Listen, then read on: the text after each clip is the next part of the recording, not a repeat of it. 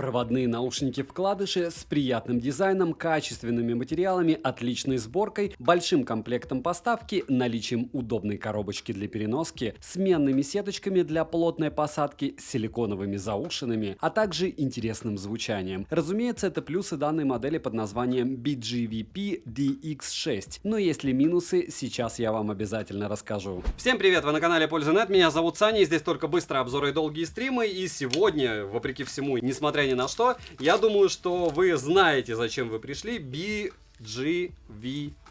DX6. Это очень крутые проводные наушники. Понятно, что здесь сразу написано нет микрофона. Понятно, что здесь, как всегда, суперская подача. Разумеется, здесь все характеристики сразу указаны. Разумеется, к сожалению, коробку Почта России уничтожила, но ее я рвать не хочу. Обычно хочу рвать, но она тут классная. Жалко мне ее.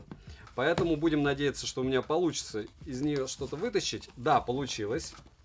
Упаковочка снимается. И у этих наушников есть одна особенность. Таких наушников, пусть даже проводных, на канале у меня еще не было. Я думаю, вы догадываетесь, о чем я. Эта штука, это суперские, крутые, очуменные проводные вкладыши. При том, что вот так это дело и должно выглядеть. Разумеется, здесь будут особенности по звуку. Я думаю, что все прекрасно понимают, кто слушает что-либо. И все прекрасно понимают, что должны быть наушники у тебя и открытого типа, и закрытого типа. И для всего, и для всех видов, и для всего-всего-всего. Потому что люди, которые приобретают такие штуковины, у них нет универсальных ушей. Вот это специфическая штука, которой у меня лично не было еще. Никогда, но я очень хотел. Что мы имеем? Мы имеем, разумеется, кабельное хозяйство, стилизованное. MMC-шный вход, который я не очень люблю. Но, с другой стороны, он довольно функциональный. И как это дело все подключить, сейчас мы справимся. Left. Напоминаю, что все это дело можно использовать с амбушюрами и нужно. И также, если у вас есть вкладыши какие-либо свои, беспроводные, проводные, вы можете совершенно свободно использовать амбушюры для того, чтобы они у вас не вылетали. Но есть еще силиконовые бывают. Силиконовые, разумеется, это не про звук, это больше про функционал. Такие заушины. Если вдруг уши у вас, что вполне логично, могут вылетать, то вы эти заушины благополучным образом на них крепите. И у вас, получается, наушники будут висеть на ушах. Штука интересная. Разумеется, у нас стандартно для подобного кабельного хозяйства 3 варианта использования кабеля. Уже давно такое вижу. И за это огромный жирный плюс производителю. Разумеется, здесь есть вот такая красивая документация, которая по большому счету для проводных наушников нам и не особо нужна.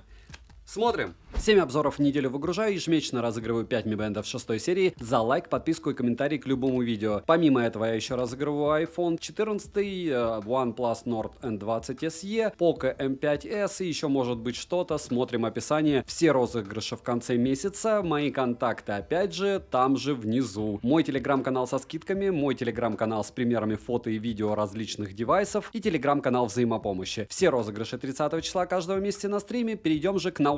Полетели. Комплект поставки хороший, коробочка для переноски удобная, так как она вместительная. Но, разумеется, в габаритах она не маленькая, а именно 124 мм на 72 на 46 мм. В моем случае в нее я спокойно мог положить весь комплект поставки и плюс еще свисток FIA BTR5. Разумеется, на него обзор тоже был, можете посмотреть по ссылке в правом верхнем углу, это было давно, но он хорош. Также мы имеем мягкие сеточки для более надежной фиксации наушников в ушах, но одна пара у меня пришла бракованная, вот так. Ко всему в комплекте есть 3 сменных наконечника на 3,5 мм, 2,5 и 4,5 мм. Далее, дизайн самих вкладышей довольно минималистичный, но в то же время стильный. Поставляется данная модель в серебристой, черной и голубой расцветке. Корпус наушников выполнен из авиационного алюминия, сборка отличная, как и качество материалов. Габариты наушников следующие: 16 на 16 на 16,5 мм. На корпусе расположили логотип компании, название компании и разъем для подключения наушников кабелю типа MMCX. Эргономика наушников хорошая, сидят они в ушах плотно, но я лично использовал сеточки для более надежной фиксации. Также данные наушники можно носить в двух вариантах: с силиконовыми заушинами и без них. В обоих случаях посадка удобная, как для вкладышей. Силиконовые заушины мягкие, но неизвестно, сколько они могут прослужить. Во время пробежки с силиконовыми заушинами из ушей не вылетают, что радует. При длительном прослушивании музыки дискомфорта я не обнаружил. Далее кабель BGVP F3 модульный, двухжильный. Он не скручивается и мягкий. Основные части металлические, силиконовый бегунок в наличии, как и стяжка на липучке, что удобно. Меняются наконечники довольно легко, и как вы уже заметили, они прямые, что стандартно. Длина кабеля 120 см.